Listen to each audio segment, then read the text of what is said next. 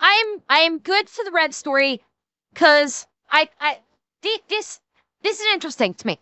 So it's about the Last of Us show, the HBO Last of Us show. Oh God, I'm so sniffly.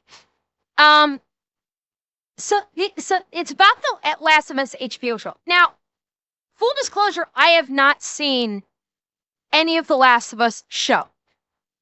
I know about the Last of Us games, just from reviews. I never played the Last of Us the game myself, but Drinker and everyone on Open Bar has been very critical. And so apparently they attempted to do something, because the title of this video is Last of Us and HBO Found Out After Trying to Silence Critical Drinker for Criticizing Their Agenda. I have no idea what the hell they tried to do. The fact that it backfired is fucking awesome. Okay, Desert, have a good night. So I'm really curious what HBO tried to do to silence critical drinker. Because I know they've been highly critical about how they've portrayed Ellie in season 2, that they basically girl bossed her, where this tiny little girl is able to kick the shit out of a excuse me. Like, one particular scene I know they talked about is how Ellie, when she is still small, she is somehow able to kick the shit out of a guy that's twice as tall and at least twice as big as her. I know that was a criticism. They took issue with Abby. Yeah, I don't know. I actually haven't seen too much. I don't think I've seen Drinker's reviews about Last of Us. I just know that they are not fans about this. Everyone's been talking about this potato, about what HBO tried to, about something HBO tried to do. Okay, now I'm intrigued. So I want to check this out. Let's fucking go. Hey, what's up, guys? Ezra here. Okay, there we go. So today we're going to be talking about The Last of Us Season 2, which is currently airing on HBO Max. We just concluded Episode 4, and just like the other episodes, it was accompanied by some more controversy that has, of course, led to the increasingly negative user scores regarding this second season. And now with another round of controversy, well, just like the other episodes, the journalists and the shills have continued to come out of the woodwork to make every single defense for this series and to label all of the upset viewers as incels, losers, idiots, etc. Now, of course... Well, okay. Wait. So the Joel Golf Club fiasco in the game. Yeah, Abby kills, spoiler alert, by the way, if no one knows about this. Abby, I know in the game, Abby kills Joel in the beginning of the game with the golf club. And I guess they did the same thing in the show, in the TV show. And people flipped their shit that Abby killed Joel. So I don't understand why people were people flipping their shit because Joel got killed? Which is what happened in the fucking game? Were people seriously pissed off about this? It's they were. Why? Okay, so basically a bunch of normie casuals who have never played the game watched this, saw Joel got killed, and now the normies are flipping their shit, and the gamers are going, aha! Kinda sucks, don't it? So yeah, now the gamers are sitting back laughing because the normies doing it basically, exactly. Bell Bronx, you're right. The gamers are literally now the first time me. They are literally doing the first time. Yes. And now gamers are going, uh-huh. Kinda sucks, don't it? Fucktards. And you were making fun of us when we were pissed off about this. Yeah, so it's go fuck yourselves, normies. Now you know what it feels like. First, we have to start off with the second episode, which contained a very infamous scene from the franchise. Yes, there's going to be spoilers in this video in case you're not aware, but this is the scene where Joel is Really, beaten to death by Cortanis. Abby with a golf club. This is something that wouldn't surprise you if you were familiar with the game, or at least with the controversy that came with the game. This was a Okay, so people that have both played the game and watched the show, I would like your opinion. How is the characterization of Abby in the show versus how she looked in the movie? Does the actress portray Abby well in both terms of character and physicality? They didn't have the balls to cast Abby. Like, how do you mean, Cortanis? Oh, mods, please change the screen category, please. Thank you. It wasn't that like Joel. Well, and Lork, that was the way that was what people got, why gamers got pissed off for Last of Us 2. Thank you, Kevin. That's why gamers were pissed off when Last of Us 2 came out. I don't know, Cortez, I don't think you could characterize Abby in the game as looking like a bodybuilder, but she was large and very physically fit. She was very strong, and she was larger than the average girl. I wouldn't put her into bodybuilder classification. That I would not say. But we've got a single frame here. How is the general consensus in terms of the actress that they chose to play Abby in the show? Does she? You've heard the actress did a pretty good job. I'm wondering for people that actually have seen it. You haven't watched that. Okay, Lork. It's just like the actress doesn't seem. And it could be the clothing that she's wearing. She doesn't seem like she is the tough, strong character that Abby was. Abby's size-wise, not as bad as the actress that plays Ellie, but not very good. Okay. Yeah, Naughty Dog has claimed a lot of things, Cortanis.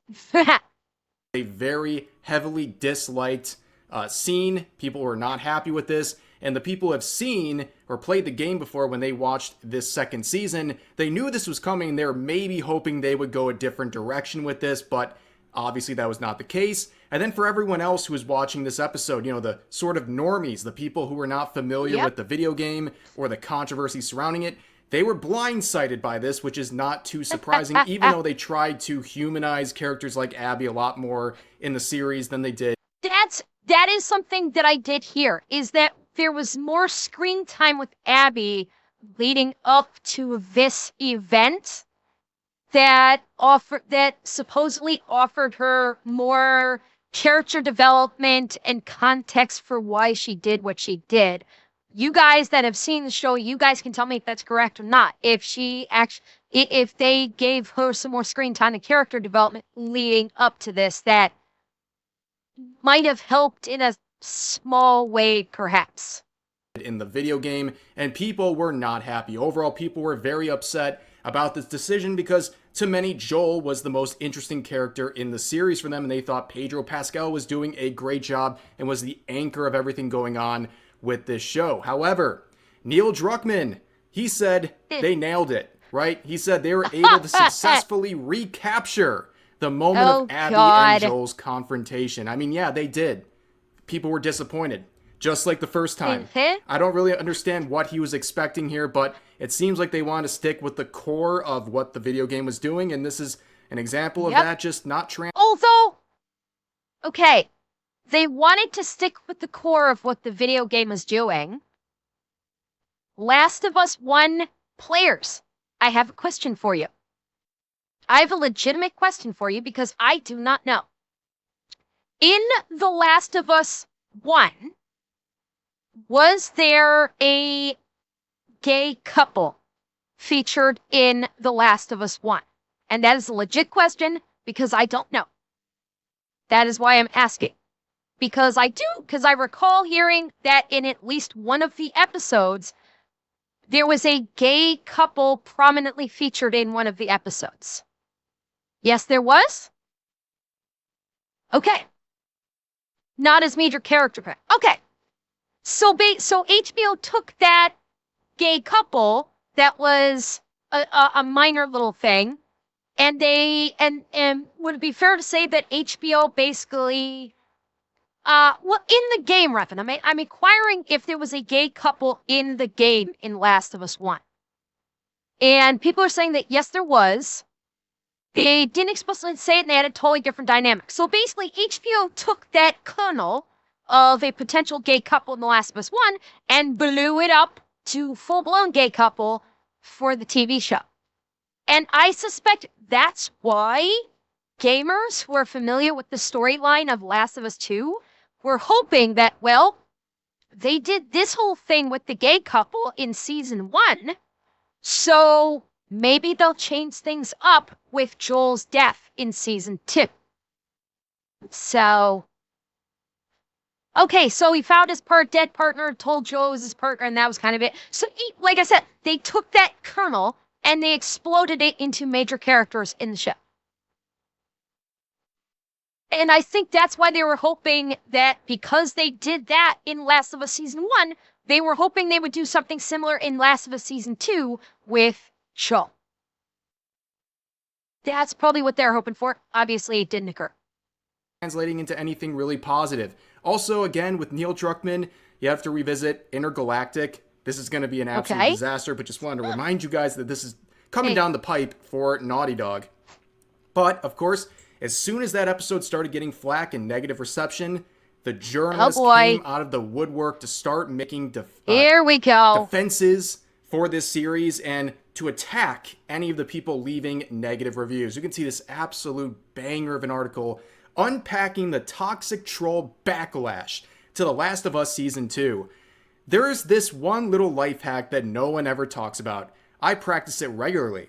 It has drastically improved my life. No, I'm not an influencer reading an AI-written script to sell $3,000 lip liner. I'm a real human and thought catalog writer who wants to tell you, just don't watch. Yeah, okay, these are the people saying just don't watch. They're the same ones who will cancel anything they determine is problematic and judge you for watching. Exactly. The fucking hypocrisy of someone, of writers like these who are standing for these kind of projects and say, well, if you don't like it, just don't watch. And then either A, they bitch and moan and name call and istophobe everyone who says, cool, I won't watch. Because that's what happens. They say, well, if you don't like it, you don't have to watch it. And then when people don't watch it, they go, why didn't you watch it, you fucking homophobes? Are you homophobes? Are you racist? Why didn't you watch our magnum opus? Are you racist? You're like, that's what they do. They talk out of both sides of their mouth on this shit. But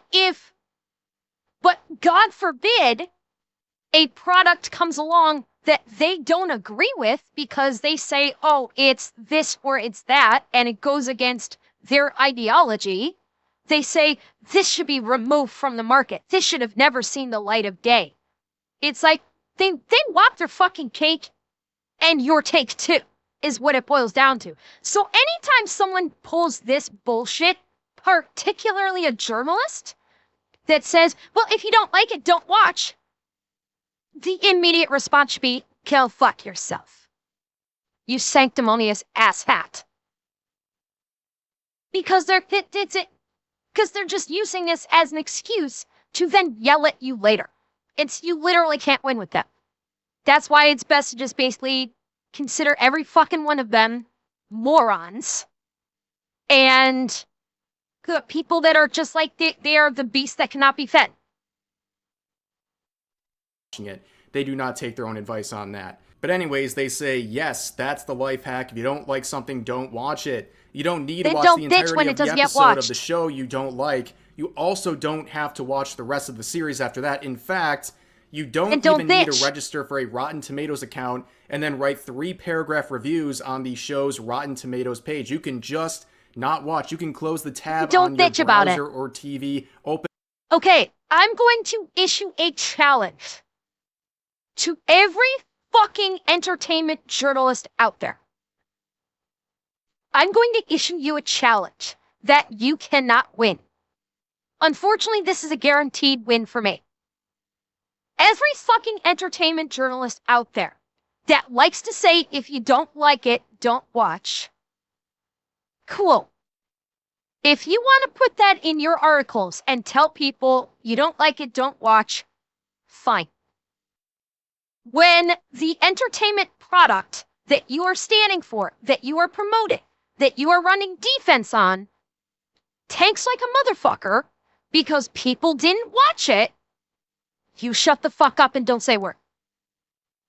That is my challenge. When you tell people, if you don't like it, don't watch, and then the show or movie bombs because people did not watch, don't say a fucking word. Challenge difficulty impossible. Right fucking there. But that is my challenge to all mainstream entertainment journalists. Hollywood, games industry, etc. That is my challenge to you. And I will bet you my fucking stream. You can't beat it. You can't win. You can't do it. Because you are the beast that cannot be fed. Nothing will ever be good enough. You have to keep taking more and more and more. Even when people fall in line, even for the people that would fall in line with this person's manner of thinking and basically go, you're absolutely right, I'm going to do exactly as you say, they're going to do something else that they disapprove of and then eat them because they didn't do exactly what they wanted 100% of the time. Which is why I always say, fuck these journalists. This is why you're all losing your jobs. This is why the journalism industry is dying. A meditation app and then release the chaotic evil from your body. You can't make yourself a smoothie and watch Game of Thrones up until season 7. You can go to therapy, you incel. There we go. Oh boy. There we go. Being an incel is when you... And if he hadn't number one, the word means nothing. What's this fucktard's name again? What is this guy? Evan Lambert. Okay, so Evan Lambert, not only are you a dumb fucking hack that does not know what you're talking about, that's number one. Not only do you have no fucking clue what you're talking about, you just basically made it so everything you say in your article means absolutely nothing. The moment you start broad stroke labeling and using this terminology, you have immediately tanked any and all credibility that you are a rational thinking, logical, intelligent human being. Bravo. Excellent work. Now I know that everything that you have put pen to paper on means nothing. No, Gerald, my opinion is at this point, incel does mean nothing. The only meaning that you can ascribe to incel these days is you don't agree with me and I don't like you. The word incel, along with so many others, has lost their meaning due to extreme oversaturation in the public space. If you do not agree with someone and you are a man, I should preface that. If you don't agree with someone and you are a man, you get called an incel because they don't agree with you. Exactly. If they start throwing this out this fast, you've won. They've lost. And the rest of the article is them going to be butthurt that the show that they were trying to run defense for, or the movie that they're trying to run defense for, or the game that they're trying to run defense for, tanked. It's a tell. It's a fucking tell. You criticize an HBO Max series. I mean, this is absolutely... Wait, hang on. I jumped a little too far. The chaotic evil from your body. You can't... I think I jumped a little too far. is Hang on. say, yes, that's the entirety of the episode of the show you don't like. You also don't have to watch the rest of the series after that. In fact, you don't even need to register for a Rotten Tomatoes page. You can just not watch. You can close the tab on your browser or TV, open a meditation app, and then release the chaotic evil from your body. You can't make yourself a smoothie and watch Game of Thrones up until season 7. You can go to therapy, you incel. Oh boy. Being an incel is when you criticize an HBO Max series. I mean, this is absolutely ridiculous, right? They're trying to basically tell you, if you don't like it, go away, but also don't fully consume the product before you make it. Yeah, Leo, basically, yeah, that has become the meta for journos, for the journos in the entertainment industry. The meta is, if the journos like it, chances are you as the average consumer will not. If the journos hate it, chances are you as the average consumer are going to at least enjoy it, if not greatly enjoy it. That's the meta. When it comes to entertainment, we are literally living in fucking opposite world. For real. The entertainment industry has literally become opposite world. I didn't think we'd ever see it, but we've been living it for years now. Your determination of whether it's good or not, that seems a bit contrived coming from what's supposed to be a journalist, and they're getting mad because people are leaving detailed reviews criticizing some of these episodes. Very hypocritical, but of course, people are responding very negatively. This is the Metascore now. It's dropped all the way down to 3.9 for users. Wow. This was much higher. I believe it was in the 6s. It's down to 3.9. It's dwindling down with each episode after the first one completed. And of course, that's not the only thing they're losing. They're also losing viewers. As you see, The Last of Us loses viewers following the major character death of Joel in this. Rev, if you don't put the first time meme on screen during your report here, I'm going to be disappointed. This absolutely needs a first time meme, even in your report. Season 2, and that's not surprising at all. Like I said, there's a lot of people watching this who are not people who played the video game. So they did not see this scene coming, and it left them completely baffled. They're like, what's going to happen next after this? That is the primary conversation from people who did not play the game. They're saying, what happens next? Why did they kill Joel? Where do we go from here? Why is there so much space left for the rest of the season? What are they going to do? Well, that's just the way it is, and unfortunately, people really didn't like it. You can see the ratings reflect that. You can see, according to Programming Insider, The Last of Us Season 2 premiere drew nearly 1 million linear viewers in the United States, but that very next week, the number dropped to 643,000 fans, and that is a staggering 31.5% drop. Now, here's the interesting thing, right? A lot of people knew. Quick question. Did Joel get killed in the Last of Us Season 2 premiere? Which episode did they kill him off? Was it the season premiere? Or was it like episode 2? Or which one was it? Was it the second episode? Okay. Knew this controversial scene was going to pop up in the second episode, but they still didn't tune in enough. And also because of the, poor reception in the episode, I guess there wasn't a lot of hype. However, there was an interesting rebound in the third episode with 768,000 viewers because people were curious. Where are they going to go from here? How are they going to pick up the pieces and get this back? And of course, so it was episode 2 because episode 3 is Brev is just talking about they got to pick up the pieces. Okay. Rebound compared to the second episode, it's still far short of the first episode in terms of viewers. And of course, HBO Max doesn't release their streaming numbers, so we don't know what's going on there, but this is just a reference. And a lot of people are now saying, how is Ellie and Bella Ramsey, the actress playing her, how are they going to carry the load here? How are they going to pick up for the slack that is now created? Okay. For the love of God, please tell me this is a meme poster.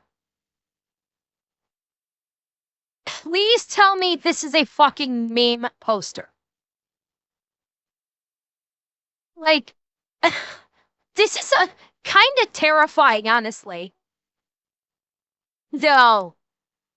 Oh no, don't, no. Fucking no. This cannot be real. This cannot be real. Okay, I don't often do this. Hang on. I need to look this up. Hang on.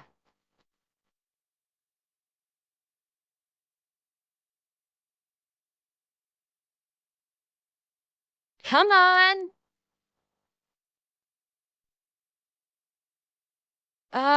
Okay, it is a meme. This is the actual, this is the actual poster. So it is a meme. It is a meme.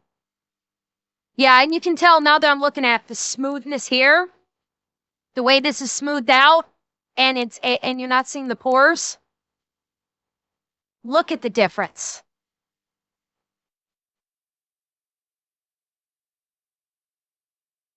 You can see the difference. Yeah, like here, you can tell when they did the Photoshop because of all the smoothing in this area. Big compared to the original poster. You can't see her. You can't see her pores here. Okay.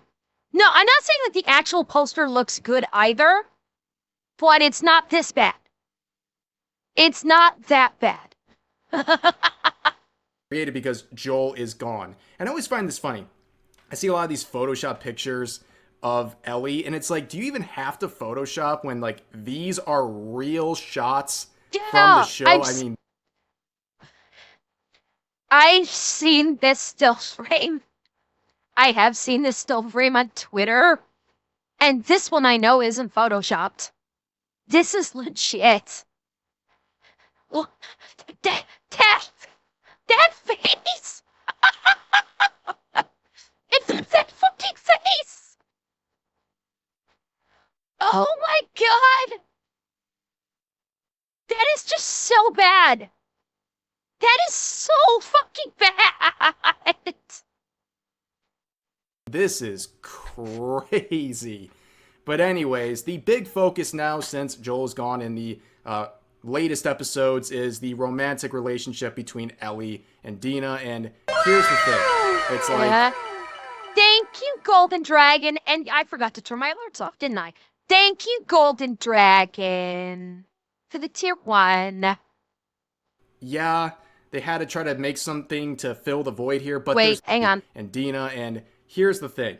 It's like, yeah, they had to try to make something to fill the void here, but there's not that stark contrast of personalities that existed between Joel and Ellie, right? And even those were kind of watered down for the sake of this show, which is reflected in this relationship as well. It's like the show is petrified of presenting characters as unlikable. Not poorly written, but unlikable. They make these two just way too likable with very few rough patches around them. Their relationship pretty much instantly succeeds, and it's one that has very few bumps in the road. It just kind of works. And that feels very, well, stale. And it's something that even Kotaku, of all people, can recognize in this article. Yes, hell hath frozen over. Even they recognize that the relationship seems a little too perfect and that they were too afraid to make some of these characters rough around the edges, to give them flaws, to make them unlikable, because they want everyone to like them so desperately, especially in the absence of Joel. But of course, following the third episode, we're exploring this relationship between the two. Because of course, if people don't like the show, it's a review bomb. Because of fucking course, it's a review bomb. It can never be, it's a bad show and people don't like it. No, it's got to be a review bomb. Yeah, it's always the excuse, always the running defense, always the accusation saying you're a horrible person because you don't like this show. Every single time. It's not, well, Sketty, it's not even the accolade attitude. This attitude was in the mindset of journalists long before the accolade. Someone, I think it was Cortanas, brought up Ghostbusters 2016. It was out in full force back then, too. When people were criticizing Ghostbusters 2016, the journos were all over saying, you're bigoted, you're you hate women. You're misogynist. Like the cries of misogyny because people hated Ghostbusters 2016, and those haters included a lot of women too, bear that in mind. The journalists cried themselves to sleep every night saying, they're fucking misogynists, man. Fuck those misogynist assholes. This has been around long before Acolyte. Long this era. And VD Angel, thank you for the follow, by the way. The trolls struck again, ladies and gentlemen. I can't believe this. The next week, we have another article saying this. The Last of Us Season 2's review bombing isn't limited to Rotten Tomatoes. As you can see, despite the efforts of certain platforms to prevent review bombing, trolls still seem to be getting away with it. The latest victim is HBO's The Last of Us, which, like the video game it's based on, has been targeted by individuals who seem to have a problem with women being spotlighted.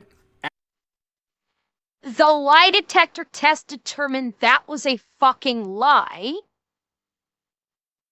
Because, chat, correct me if I'm wrong, people loved the character of Ellie in The Last of Us 1. Am I wrong? Yes, the game did primarily focus on Joel, but people absolutely loved Ellie in the first Last of Us. They loved the relationship, the father-daughter relationship between Ellie and Joel. So no. And Ellie was spotlighted in the first, and I'm talking the first game, Nick, not the first season of the TV show. I'm talking about the first game. People loved Ellie. They thought she was a great character. They loved the opportunities that they had to play her. So, this is bullshit. They have a problem with women being spotlighted. No, they don't. People that that enjoy entertainment, be it games or TV or cinema, love when women are spotlighted if the women are written so they're not fucking one-note cardboard cutout girl bosses. That's what people don't like.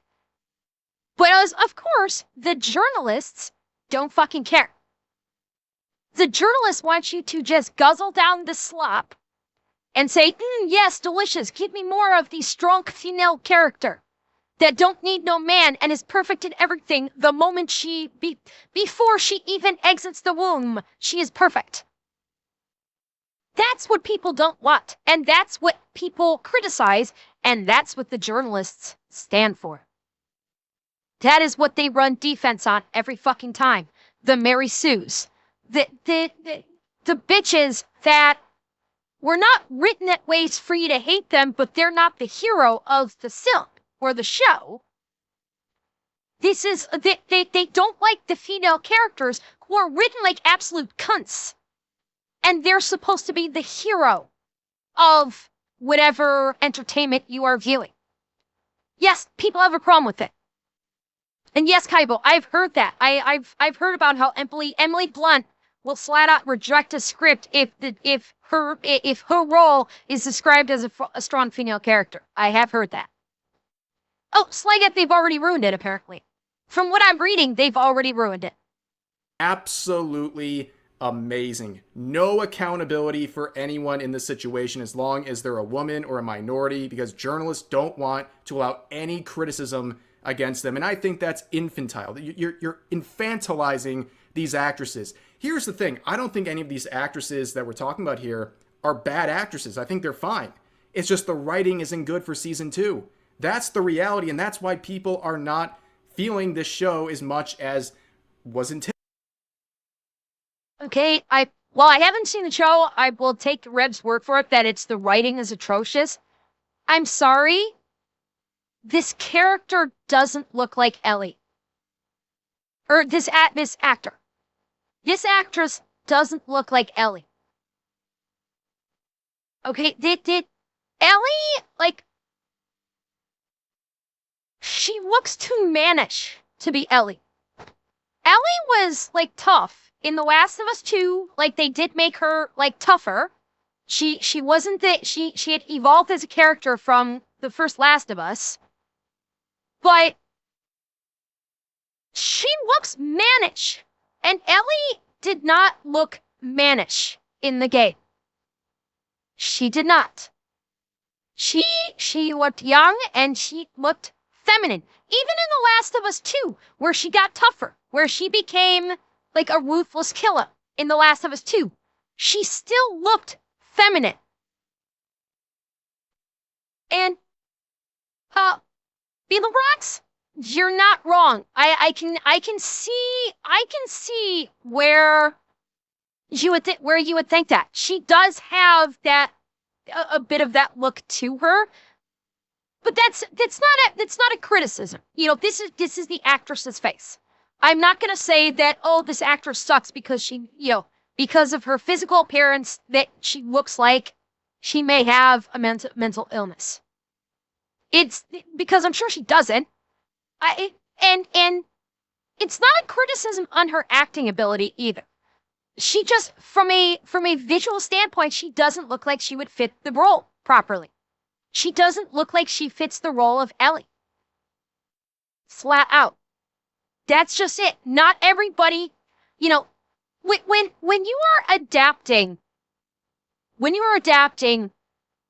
a story from a pre-existing franchise into another medium, i.e. remaking it, there is an unspoken expectation that when you do this, the people that you cast in the roles that have been established in this pre-existing franchise should at least look as close as possible to that character that you are casting for in an existing franchise.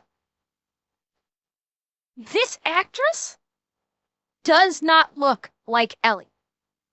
She does not at all. I don't think it's down to the makeup artist. I think just the shape of her face doesn't match Ellie. What was her name? Oh fuck. The actor. Who was Ellie? Elliot Page. That's right. Okay, that's what it is. Yeah, Elliot Page. She does not look like Elliot Page when she was still Ellen Page. Her face is too, you've got the 5-head thing going on. That could be ascribed to hair and makeup. But her face is too full. Ellen Page had had sharp cheekbones. She had narrower, sharper cheekbones. Don't forget, this is the fucking apocalypse. Why do these characters look like they're so fucking well fed? Yes, Greenhouse. Yeah, Ellie was. They literally based the look of her in the game off of Ellen Page herself. I'm pretty sure they did model scanning of her for the in-game model. I believe that they model scanned Ellen Page for the game. She does not look like Ellen Page at all. And again, both of them, this is an apocalypse. They look far too, and this is not a criticism in this way, she's far too chubby. They are both far too chubby in that they look like they are well fed. And in the apocalypse, you're not going to be eating well. When you're in an apocalypse, you naturally look leaner because food is at a premium. These two look like they never once missed a fucking meal. And probably had seconds. That's a problem. Anticipated, okay? And that's why people are upset, shielding it behind the fact that you see this spotlight on women. Absolutely ridiculous. But they can see down here, they also mention that the trolls can't be contained to just one platform. They for fuck's sake, messed with the show's rating on Metacritic, and we saw that. Yeah, because it couldn't possibly, because it's a bad show. Heavens to Betsy! The very thought that the show could actually be bad. Impossible. There's no way that a show that we wrote for HBO could possibly be bad. Go fuck yourself, Raul Mausintura, however you pronounce your name. Go fuck yourself. Already, but they continue on in this article, also saying this. Are you noticing a trend, because they're criticizing female actresses, any film or show with even mildly progressive politics seems to irritate the sort of people who are likely to spend time venting about these things online, which is very... Counter argument, fucko. A gay couple was introduced prominently in The Last of Us Season 1. There was not a prominent gay couple in the game. HBO and Neil Druckmann chose... There seems to be no sign of intelligent life anywhere. HBO and Neil Druckmann chose to inject a gay couple prominently in The Last of Us Season 1. You know what happened? Very few people actually had a problem with it. There was not a big uproar about the gay couple in Season 1. I didn't hear any, even from, the likes of Critical Drinker. I don't think they had a big problem with it. They said it was fine. They said that the gay couple in Season 1 was fine. They had no issues with it. It was a well-written couple. Well, Revan, if a lot of people had a problem with it, I didn't hear about it. And the critics that HBO tries to go after didn't have I don't think they had a problem with it either. I cannot recall at Critical Drinker or anyone in his sphere, like from Open Bar, having a real problem with the gay couple. And they actually said, and I seem to recall them saying that they were perfectly well written. There was nothing wrong with them. So, yes, there will be plenty of people on Twitter bitching and moaning DEI because a gay couple was in there. Yes, I've little doubt about that. They don't count. The ring masses that all they do is scream on Twitter because their delicate sensibilities have been offended, I don't count them. But this is my point, is that this guy's talk about if any show or film has even mildly progressive politics, it seems to irritate people. The very critics that HBO went after didn't have an issue with it, with the gay couple. Yeah. Even the drinker was like, no, it was fine. It was well written. It was good, good direction. Absolutely no complaints about it. So you just tanked your own argument with that. Because that was probably even a little bit more than mildly progressive politics by highlighting a gay couple in the game. So this guy just tanked his own fucking argument. Good job. Very interesting because, yeah, a lot of people don't want to see a lot of politics and progressive stuff in a show like this, which there's tons of it. A lot of this is very progressive in nature, and that's honestly what they're falling on the hardest in the absence of Joel. They're going that direction even harder because they're trying to make up for the slack. They have to fill the void somehow, and that's really all the identity they have with this show. Now, before we move on to episode 4 and some of the controversy involved in that, we have to talk about the Critical Drinker. There we go. I'm sure many of you are familiar with this popular YouTube channel. He reviews a lot of shows and movies. Yeah. And he has a pretty good influence, right? There were several people in various industries who have come out to mention by name people like the Critical Drinker as a very big scare for some of these companies because they have a much bigger influence than even mainstream media outlets. His determination to watch something or to not watch something has an influence on people. He holds a lot of power in the eyes of millions of people. Because, in my opinion, Drinker is fair when it comes to his reviews of movies and TV. He gives the stuff that he reviews, he gives it a fair shot. And he has actually, numerous times, when he's done a review of something, he will actually say, I went into this thinking that, when I went into this, I was worried it was going to be this bad thing or that bad thing. And if it isn't, he says, I went into it thinking it was going to be bad. And you know what? I was pleasantly surprised. Like, that's what the thing about Critical Drinker is. He is critical, but he's also fair. And he's not, like blinded by just like, we've got to own the wokies. He goes in there and he'll actually give an honest opinion. And if something is, prefaced to be DEI heavy, and it's not, he'll come out and say, I thought it was going to be bad in this way, but it wasn't. He's about as honest of a critic you can be. Like, I absolutely put him above other critics like Nerdrotic. Like Gary from Nerdrotic, he lets his personal politics get in the way of his reviews. Often. That's why I stopped watching him a long time ago, is because he just allows his personal politics to grossly color his opinions on things. Drinker doesn't. As near as I can tell.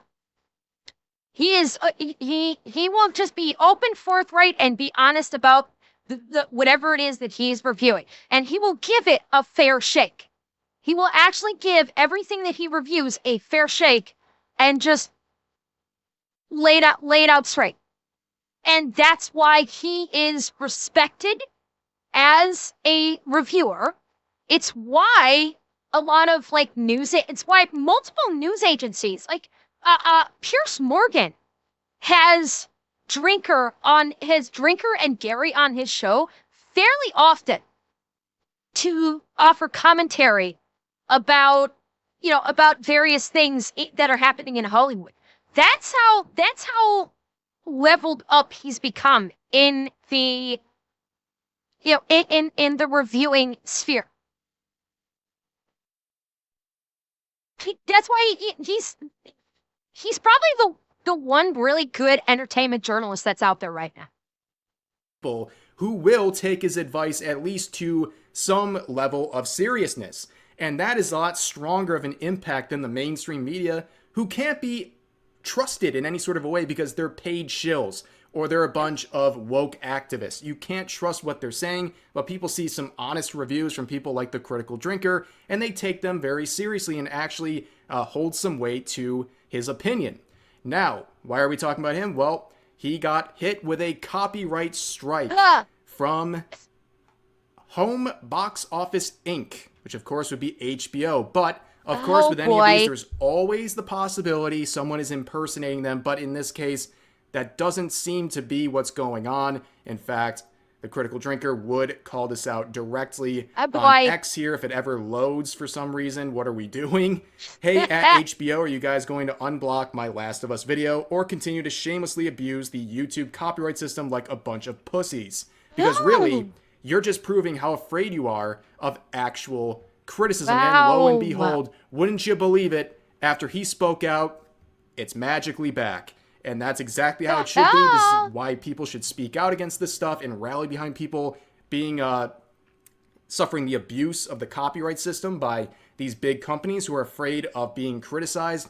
And that's what happened here. And you can see too, the video is back up. I believe it had like 600K before it was taken down. It kind of killed the momentum there for a second. But now it's bounced back, nearly doubling that view total in the last less than 24 hours.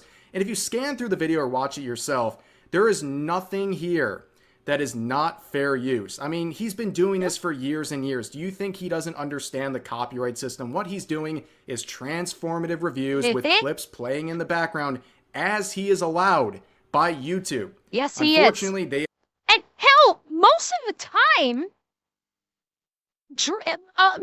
time when Drinker does his reviews, the clips don't even have audio. The only audio that he usually has in his reviews is when he's throwing names on the screen. Usually it's like some kind of British program, either talking about smelling shit or laying in a pile of shit and farting. Like, typically speaking, that's what has audio. the show or movie in question that he's reviewing is just playing like trailer footage in the background with no audio. So how the hell did HBO say, oh, that's copyrighted? It's blatant abuse of their copyright. Yeah. Oh, I definitely smell shite. Yeah, like that. Yeah, that one, the Nick Cage meme, like, oh, yeah, the bold strategy. Like, the only audio he uses in the vast majority of his review videos are memes, not the actual product in question. So I want to know how the hell they classified it as copyright if all he was showing was visuals and no audio. It's blatant fucking abuse of the copyright system.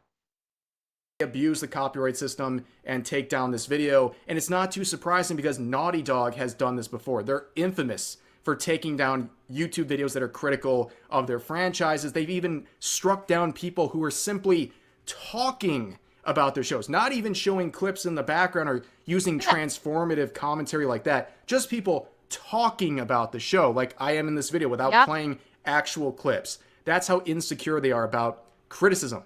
Now, yeah, and that also, going slightly off topic here, it goes to how badly YouTube's copyright system is. It's why I don't monetize my channel on YouTube. It's why I have avoided streaming on YouTube, because if I stream on YouTube, I will have to monetize the channel. And that basically would paint a target on me. Because YouTube's copyright, the way YouTube does copyright is draconian. Absolutely fucking draconian how YouTube does copyright. I saw something just before I started stream today. A woman who's got like three YouTube channels. They're like cooking and just like very benign stuff. YouTube nuked all three of her channels, which was her source of income. YouTube nuked all of her channels for no reason and refused to give them back. She sent a thing to YouTube and she basically got a form letter back from YouTube saying, nope, we have examined this very thoroughly. Our decision is final. Good luck on your other endeavors. And so this woman, the source of her income is gone. Because YouTube took down her channels and there's no one she can get in contact with to figure out what the fuck happened and how can she restore her channels. That's why I say that YouTube's copyright system is fucking busted. Yeah, and see, MXR did come back. They're on a new channel now. It's not theirs. They don't own the channel. They're basically just, they're acting in videos that this channel is putting out. So NXR did come back. But look at the hoops that you have to jump through to be able to make money on YouTube. Because if there's ever a problem, you can't talk to a person on YouTube. It's all automated. It's all AI. And it's why becoming a YouTuber as a career, bad idea in this day and age. With the way YouTube is operating, trying to make money on YouTube is a headache and a half. So it's something needs to be done about it. I don't know what. My guess is it's not going to be fixed until there is lawsuit. That's probably the only way that YouTube's copyright issue is going to be resolved, is through lawsuit of some sort. But it's got to be fixed because this is just absolutely fucking crazy the way that they operate. Let's get to episode 4. It's another filler arc type episode. That's what it feels like. But the end scene here is what everyone's talking about, where there's this dialogue here where, of course, Dina reveals she's having a baby. And let's establish this isn't Star Wars The Acolyte. There's no lesbian space witches using the Force to create a child. She was pregnant before she met Ellie. But Ellie responds to that by saying, I'm going to be a Wait, I talked over Rev there. I need to hear that. This isn't Star Wars The Acolyte. There's no lesbian space witches using the Force to create a child. She was pregnant before she met Ellie, but Ellie responds to that by saying, I'm going to be a dad. And people were pissed about this, thinking like now this character's trans or something. That is not the case. I guess it's a joke because she is the butchier girl in this relationship, and I don't think that's like a outlandish thing to say. I think most people would agree on that. That's the joke being played here, but some people don't really find it that funny, or they think it's very awkward. But also, this ends seconds later with that. Okay, quick question. I have a question. I appreciate that Dina was pregnant before she hooked up with Ellie. I appreciate that. This is the fucking apocalypse. Where did they get viable pregnancy kits? I would have to look into it, but I'm reasonably sure pregnancy tests have something of a shelf life. Yeah, I don't know what it is offhand, but correct me if I'm mistaken, the events of The Last of Us are something like, what, 10 plus years after the apocalypse began and humanity and society is 20 plus years. So 20 plus years. Reasonably sure that any pregnancy tests you could find in an abandoned store are not viable. Huh. Yeah, that's about right. Yeah, so pregnancy tests have a shelf life of 1 to 3 years. How the fuck did they find a viable pregnancy test 20 years into the apocalypse? Short answer, they didn't. This is fucking Hollywood bullshit. Cause, okay, again, I will ask The Last of Us 2 gamers. Those of you that have played The Last of Us 2, how did, in game it's over 30 years. Okay, in the game, how was it discovered, or was it revealed how they knew Dina was pregnant? Okay, but guns and ammo and pregnancy tests are different. Gunpowder is different from chemical reactants in a pregnancy test. Ammo can still last longer in proper storage. Pregnancy tests cannot. Well, no, Revan, I thought Dina wasn't in the game. Ellie was with someone in Last of Us 2, was she not?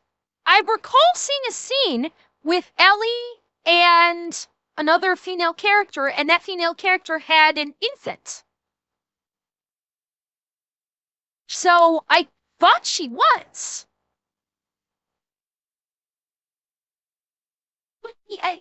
Yeah. Okay, you don't remember if they show how Dina found out in the game. Okay. So, yeah, that's the part that I'm wondering. Like, why did they have to do pregnancy tests?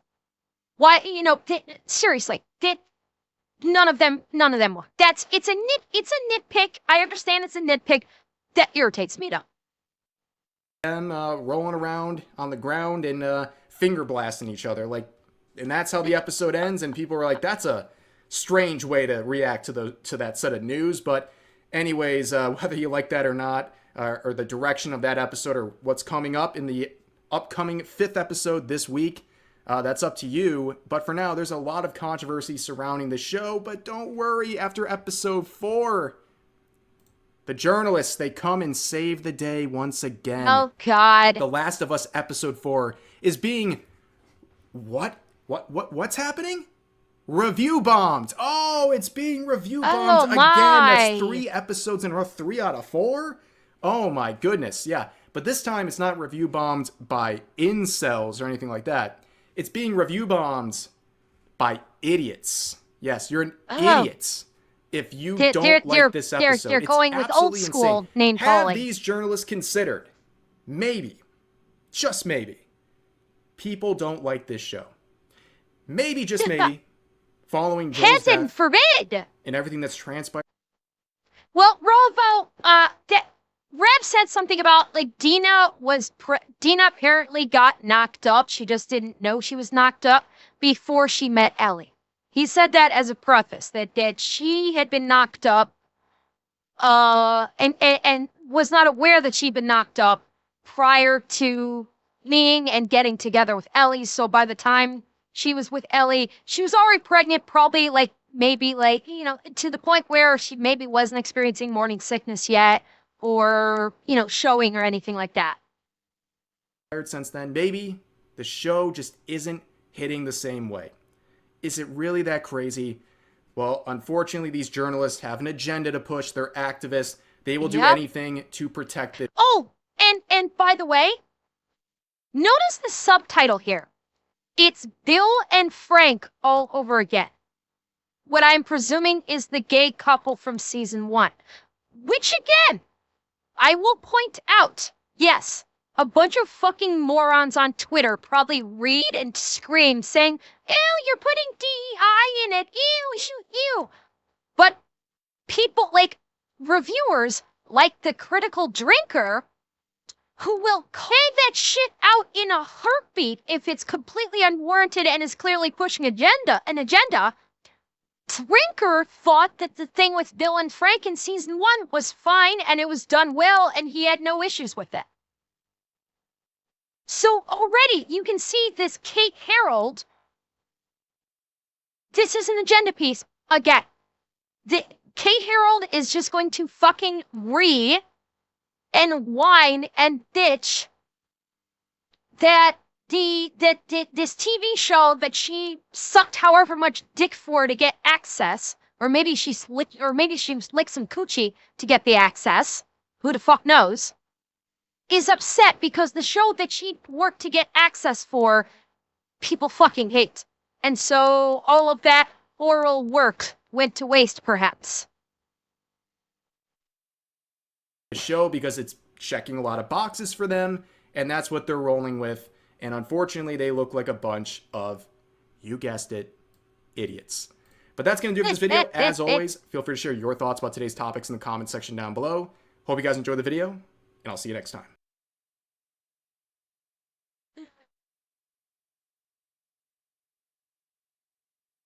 Yeah. Well, not surprising. I hadn't heard about Draker's video coming down. That's why I was very curious. That's why I was curious about it. That they were trying to that they tried to take down Drinker's video. So it's about what I expected. It honestly is. That is about what I expected with them trying to take down Drinker. Drinker is too powerful for these people. Which is the funny part. Drinker's literally too powerful for them. He's got such a huge following because he's fair about his reviews. And so when you try and shut him down, people are going to go, why are you trying to shut him down? What is your agenda?